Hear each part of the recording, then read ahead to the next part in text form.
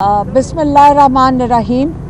आज हम इमरान ख़ान को जब मुलाकात हुई है तो हमें थोड़ा सा सब्र आ गया है, क्योंकि 3 अक्टूबर से इन्होंने इमरान ख़ान को अंदर बंद कर दिया था और आज उन्होंने अपना बताया है कि उनके साथ इन्होंने क्या किया था।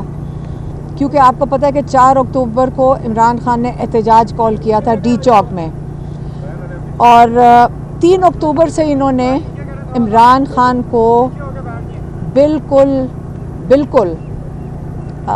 इस फस्तायत में रखा है।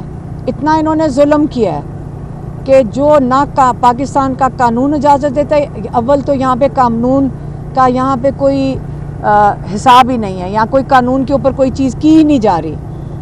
उनको कमरे में बंद कर दिया। उनको 5-6 दिन तो उनकी ना बत्ती थी, ना उनको कमरा सेल खोला गया, और हम खुद जेल काट के हैं। यकीन करें, अगर आप उस कमरे में बंद हो जाएं, वो चक्की का कमरा जो उनका है 6x10 का, उसके अंदर उनको बंद कर दिया। ना बिजली थी, ना कोई अखबार था, उनको कोई इन्फॉर्मेशन नहीं दी जा रही थी, ना उनको पता था बाहर क्या हो रहा है, ना किसी को मुलाकात की इजाज़त थी, ना लॉयर्स को, ना फैमिली को। और उनका खाना पता नहीं उनको क्या दिया गया, जो उनको फिर उल्टियाँ आई हैं, उनकी तबीयत ख़राब हुई है। किसी को उन्होंने इन्फॉर्म नहीं किया, जेल वालों ने हमारी फैमिली को इन्फॉर्म नहीं किया, उनके लॉयर्स को इन्फॉर्म नहीं किया। उसके बाद उनकी जो साइकिल थी, जो जिस पे वो वर्जिश करते हैं, आपको पता है कि उनके ऊपर कातलाना हमला हुआ था वज़ीराबाद में। उसे उनकी टांग में अभी ऐसी उनकी कैफियत है कि उनको वर्जिश की बड़ी ये मेडिकली ज़रूरत पड़ती है, इसलिए वो साइकिल है उनके पास जिम की।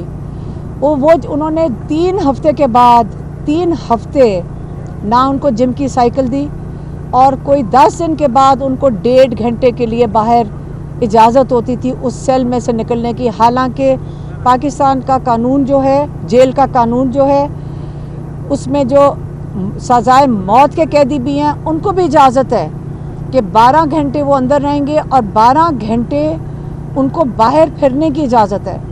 और ये अगर इमरान ख़ान के साथ क्यों कर रहे थे? वो इसलिए कर रहे थे क्योंकि ये ख़ुद खौफ में है कि इमरान ख़ान कुछ कह ना दें किसी को। लेकिन ये बताएं, जब किसी से बात भी नहीं कर रहे थे, उनकी साइकिल क्यों ले ली गई, उनका खाना क्यों बंद कर दिया गया, उनके साथ ये जुल्म क्यों कर रहे थे? क्या वो इमरान ख़ान को जेल में मार देना चाहते थे, या उनको वहाँ जेल में ख़त्म करना चाहते थे? फिर ये कहते कि जी उनको कोई हार्ट अटैक हो गया। आप ये भूल जाएँ कि हम इस चीज़ के ऊपर चुप बैठे रहेंगे। हमें उन्होंने जेल में डाला, हमारे ऊपर आपको पता है कि क्या लगाया उन्होंने, कि शायद हम घरेलू खातून हैं, शायद हम अपने किचन में, अपने बावर्ची खाने में बम तैयार कर रहे थे असेंबली उड़ाने के लिए। अगर कोई और दफात लगानी थी, कम से कम भैंस की लगा देते। पुराने ज़माने में तो भैंस होती थी, ये बम किधर से आ गए?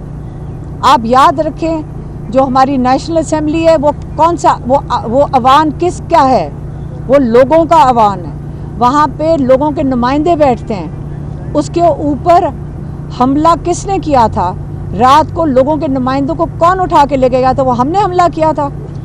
हम तो 2 खातून अकेली एक फुटपाथ पे 5:30 बजे खड़ी थीं, और उन्होंने हमें अरेस्ट किया, खाली हाथ थीं। उन्होंने कहा जी इनके हाथ में मेगाफोन था, और ये वो पता नहीं क्या लोगों को उकसा रही होंगी। खाली हाथ, वो वीडियो के ऊपर भी आया होगा, क्योंकि कोई भी ब्लॉगर, माशाल्लाह आपका कोई भाई होगा जो हमारा से इंटरव्यू ले रहा था। आप हमें अरेस्ट करके ले गए, हमें भी बंद कर दिया। वो यही जो इनके डेथ सेल्स होते हैं, ना कोई कम्युनिकेशन की किसी को इजाज़त थी, ना हमारे से कोई बात कर सकता था। लेकिन वहाँ पे भी मेरी बहन और मैं यही सोच रहे थे कि हमारा भाई और कई 100 और कैदी किस किस्म की ज़िंदगी गुजार रहे हैं। हमारे आगे तो फिर एक छोटा वरांडा था और एक छोटा सा सहन था, कि वो किस तरह गुजार रहे होंगे। वो तो एक गली में वॉक करते हैं, उनके आगे तो बाहर कोई रोशनी भी नहीं नज़र आती, और वो 7 साल से इस हालत में है। और वो कितने मजबूत हैं माशाल्लाह। हम उनको देख के इतना इंस्पायर होते हैं कि उनका कितना हिम्मत और हौसला है, और वो उन्होंने किस तरह पैगाम, अभी क्या पैगाम भेजा है। आपको ये भी बताती चलूँ कि हमें पैगाम आ रहे हैं कि आपके ऊपर मेरे ख्याल में कोई 9-10 और FIR हैं, कोई अटक की भी है, और पता नहीं और कहीं पिंडी की भी, और हसन अब्दुल कहाँ की हैं। और आपको पता है कि जब हम जेल से निकल रहे थे तो इस्लामाबाद पुलिस वहाँ मौजूद थी हमें उठाने के लिए। पता नहीं इन्होंने किस तरह फ़ैसला किया कि शायद 2-3 दिन के लिए हमें छोड़ दिया है, इसलिए क्या पता हमें दोबारा अरेस्ट कर ले। उन्होंने हमें यही एक किस्म की वार्निंग ही आई है कि अगर आप 10-15 दिन चुप ना रहे तो हम आपको दोबारा उठा लेंगे, आपके ऊपर हमारे पास केसेस हैं, हम आपको उठा लेंगे। तो क्या पता ये मेरी आखिरी आपके साथ बात हो, इसके बाद हम फिर शायद जेल चले जाएं। लेकिन इमरान खान ने ये कहा है, आखिरी जो उनका पैगाम का हिस्सा था वो बता देती हूँ। उन्होंने कहा देख लें कि आपने अंग्रेज़ जो जब था अपने मुल्क में पुरअमन एहतजाज की इजाज़त देता था जब वो हिंदुस्तान के ऊपर काबिज़ थे, लेकिन हिंदुस्तान में इजाज़त नहीं थी कि आप यहाँ पे एहतजाज कर सकें। लग यही रहा है कि जो अंग्रेज़ों के ही कानून के तहत लग ये रहा है कि हम भी किसी कॉलोनी का हिस्सा हैं कि हमें अपने मुल्क में अपने हक के लिए खड़े होने की इजाज़त नहीं है। तो आप लोग फैसला करें कि आपने चूंटों की तरह इस ज़मीन पे रेंगना है। आपको डरा रहे हैं, हमें डरा रहे हैं, ये डर के खौफ आपके अंदर फैला रहे हैं क्योंकि ख़ुद डरे हुए हैं। जो जुल्म कर जालिम होता है वो ख़ुद डरा हुआ होता है। आपने उस जुल्म को बर्दाश्त करना है या आपने अपने हक के लिए, पाकिस्तान के लिए, इसकी आज़ादी के लिए खड़े होना है। ये उनके आखिरी अल्फाज थे, ये पैगाम था, मैंने आपको उनका पैगाम दे दिया है।